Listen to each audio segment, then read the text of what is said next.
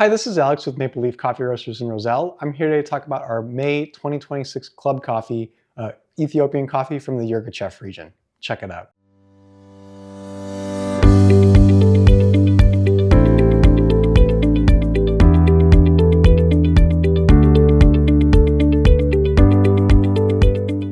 So just as a reminder to everyone, the coffee club is something that we do here at Maple Leaf where we bring in a members-only coffee every month, roast it 3 different ways, send out a bunch of notes and information about the coffee via email to give everyone a chance to choose the roast level that they would like.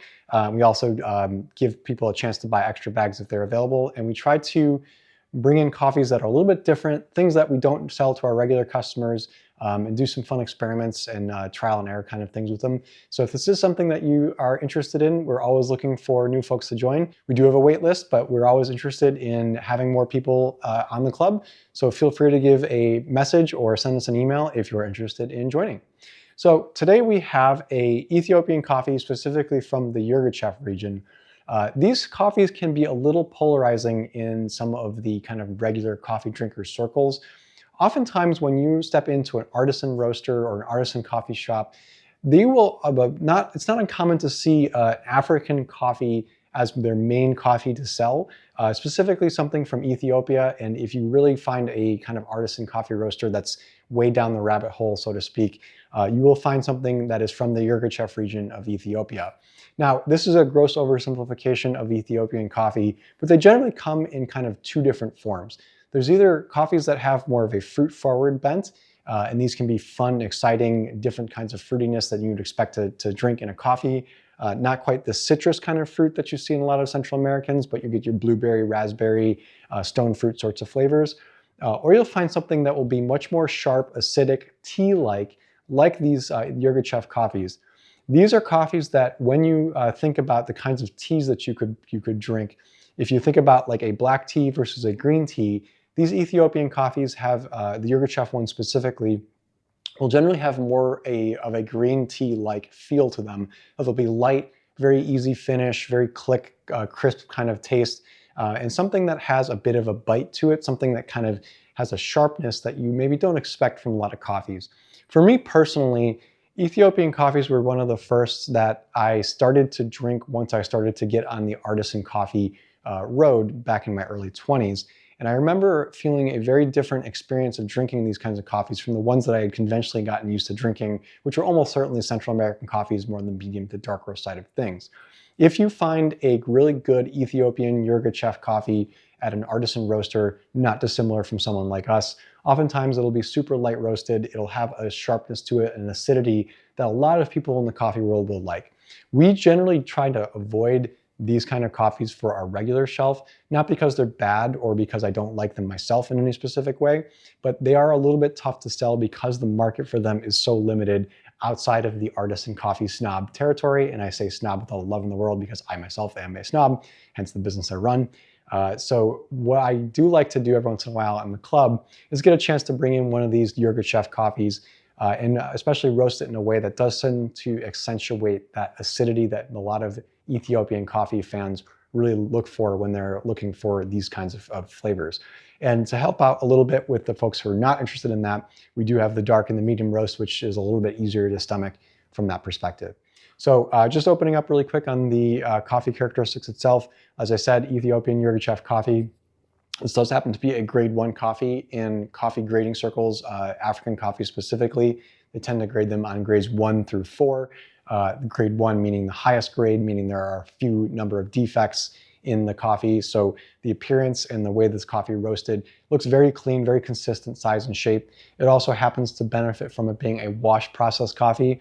So as a reminder, in terms of what the processing methods do to the flavor and the taste and the acidity, a wash process coffee will be much more clean, consistent in appearance and flavor, and it will not be as sharp as a natural processed coffee will. So there's a little bit of a gentleness to this coffee that you would probably not see if this were a natural processed coffee as well.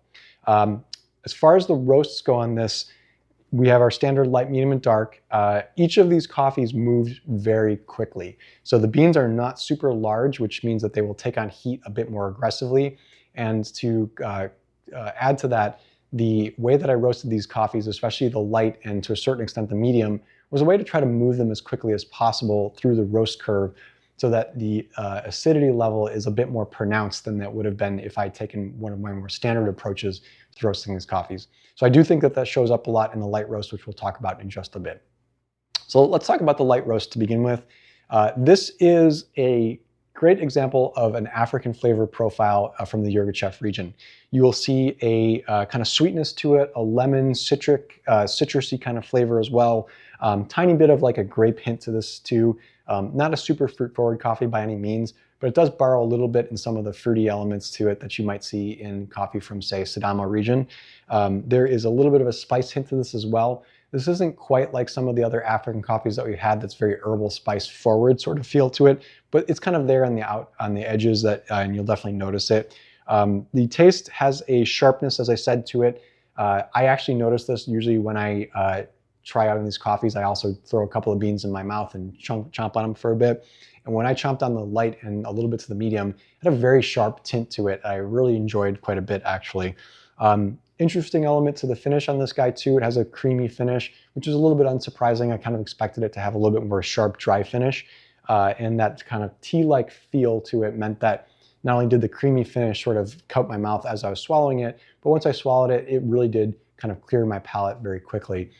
So if you are a person that conventionally likes those light roast African flavor profiles and you want something with that bite to it, this is the coffee for you this month. And I think you'll be pleasantly surprised by how kind of full flavored this is, even though it is still a wash process coffee.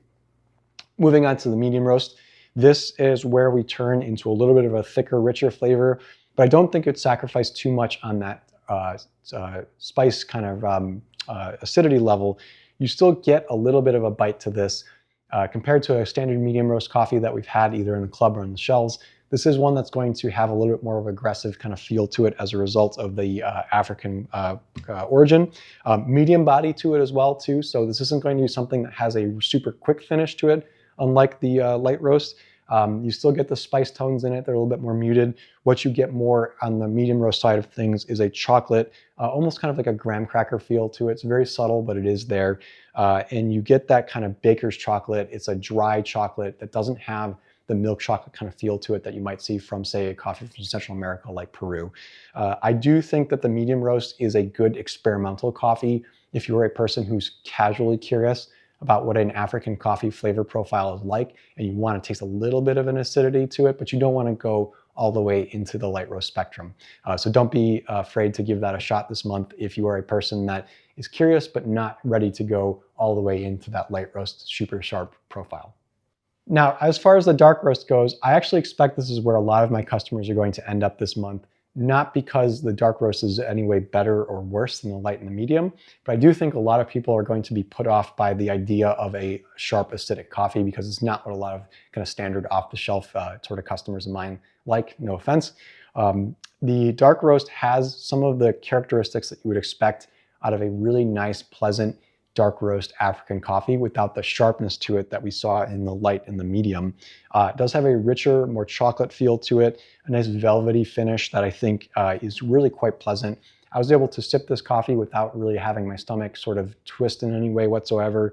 Very low acidity, not quite as kind of dark and roasty as some of the other dark roast coffees that we've had on the regular shelf or as part of our club, but you're definitely going to have a richer, thicker flavor to it, kind of maltiness that I think is quite pleasant, and you still get a tiny touch of like a citrus, a tiny touch of a kind of chocolate, herbal spice sort of feel to it, but they're really there at the edges, so you're not going to be hit with it right in the face. It's going to kind of get you more in the aftertaste, and I think that that might be something that will be a pleasant change of pace for a lot of the normal dark roast drinkers. So I think that the dark roast is probably where a lot of folks will end up, especially if you're a person that is just really averse to any kind of acidity in coffee. That's kind of where you want to stick this month, but is by no means a better or worse coffee than the other two, just probably where a lot of people will end up.